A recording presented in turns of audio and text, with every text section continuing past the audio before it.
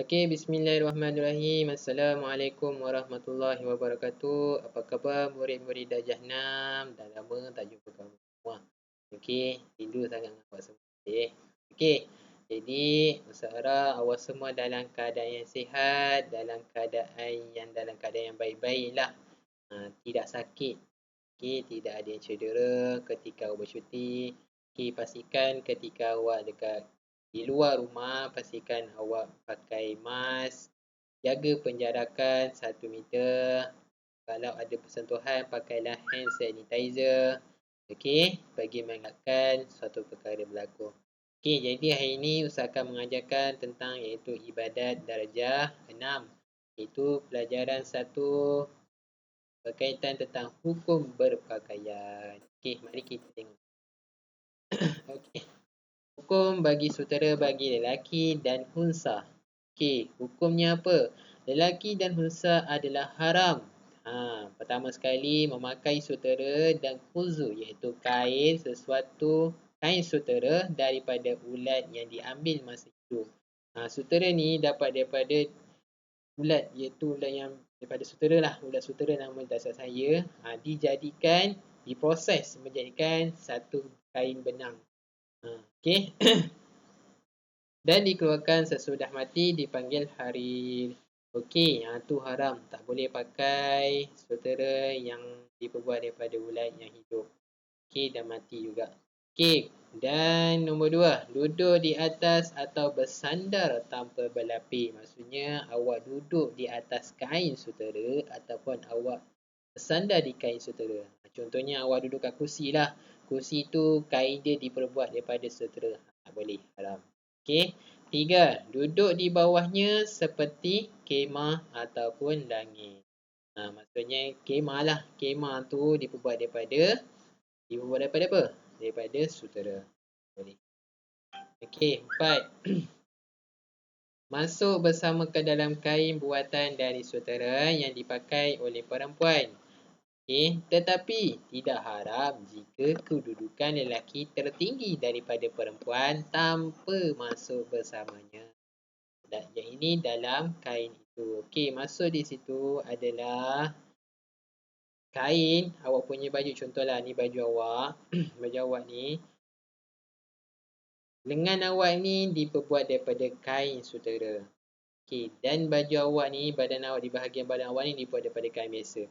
Masuk di situ tidak haram jika kain sutera ni kuantiti dia sikit, berbanding dengan kain yang biasa ni lagi banyak. Maksudnya kain lagi banyak ni lagi banyak berbanding dengan kain sutera. Jadi boleh.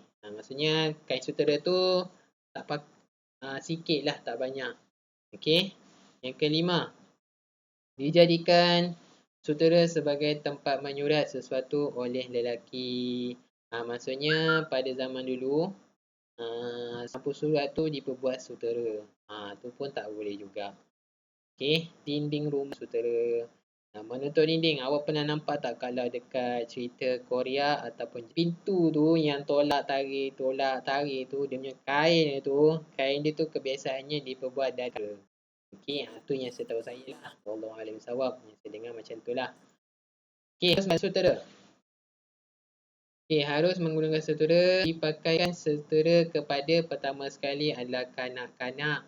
Kedua, orang gila. Ketiga, Kaabah.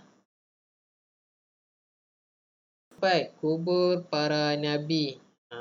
Boleh juga. 5, harus dibuat bekas daripada sutera, tetapi haram membuat bekas dirham daripadanya.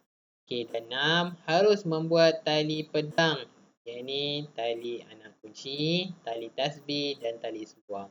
Kenapa harus? Sebab apa? Dia sikit je pakai, tak banyak. Contoh macam tali pedang. Tali pedang just ikat, tarik kat belakang tu je kot. Saya tak sepasti. Okey, tapi contohnya ataupun tali anak kunci. Tali anak kunci tu pula ni nak buat petanda, nak tanda untuk sebagai tanda untuk kunci. Kan kunci kan kecil. Jadi kalau hilang, susah lah nak cari. Jadi kena ada satu tanda, ikat dengan kain sutera. Tapi sikit, tak banyak dah. Okey, tali tasbih ataupun tali seluar. Okey. 7. Harus menggunakan sutera yang bercampur dengan bahan yang lain. Dan yang 8. Harus bagi lelaki dan unsa memakai kain jika darurat. Maksudnya tadi tu apa nama? Harus jika kain sutera tu bercampur dengan yang lain. Haruslah boleh. Contoh macam saya cakap tadi. Kain ni nampak banyak yang kain biasa. Tapi kain sutera sikit je pakai, tak banyak. Mungkin pada lengan sahaja ke, ataupun sekadar untuk collar sahaja pun boleh. Salah. Okey, nombor 9. Harus buat telapuk kain untuk tampal kain besarnya kadar 4 jari. Ingat 4 jari bukan gini, jadi gini. Okey, maksudnya kalau baju awak koyak nak jahit, boleh pakai kain sutera, tapi dengan syarat dia adalah 4 jari sahaja. Dia tak sangat. Dia pun kecil je, jangan besar sangat. Okey, 10. Menyulam dengan sutera disyaratkan tidak lebih timbangan sutera daripada kain itu dan tidak lebih lebarannya 4 jari. Okey. Okey, ini contoh sutera. Ini contoh satu baju sutera yang baju dibuat daripada kain sutera. Ni sebenarnya tak boleh untuk lelaki pakai. Okey. Ni benang sutera. Okey, ni ada ulat sutera. Ni dia punya ni. Ini yang dijadikan sebagai benang untuk kain sutera. Okey. Okey, dan contoh sutera lagi adalah sampul surat kain sutera. Sampul surat merah kain sutera yang berkualiti. Maksudnya ni, sampul surat ni dibuat daripada kain sutera. Maupun tidak boleh dipakai untuk lelaki. Okey, jadi itu sahaja saya terangkan, tak banyak.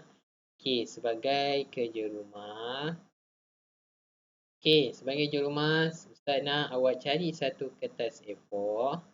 Okey, kali ni awak jadi kanak-kanak sekejap Asyik jadi asyik kena tulis tak pula. Okey, awak kena lukis. Awak kena jadi kanak sekejap, kena jadi budak darjah 1 sekejap. Awak kena lukis cantik-cantik. Lukis orang, lukis badannya, lukis kakinya sekali lah. Satu badan semua tu. Lukis mereka berpakaian Muslim. Tak kisahlah pakai baju Melayu ke, pakai baju kurung ke, tak kisah. Yang penting lukis. Ingat, saya nak tengok lukisan hasil tangan awak sendiri. Nak tengok smart ke tidak, cantik ke tidak. Jangan asyik main game je. Kali ni korang kena lukis. Lukis orang lah. Saya cerita lukis orang. Lepas tu berpakaian Muslim. Berpakaian yang menutup aurat. Tak kisahlah. Tak pakai baju Melayu pun tak apa, tapi yang penting pakaian menutup aurat. Lukis. Ni ringkas je saya punya kerja. Okey, jadi sekian itu daripada saya. Nanti dah siap, awak boleh hantar pada saya dekat WhatsApp. Okey, jadi dan tulis, saya ingat awak tulislah berpakaian apa. Okey, pakaian baju Melayu ke ataupun selainnya. Okey, sekian itu daripada saya. Assalamualaikum warahmatullahi wabarakatuh.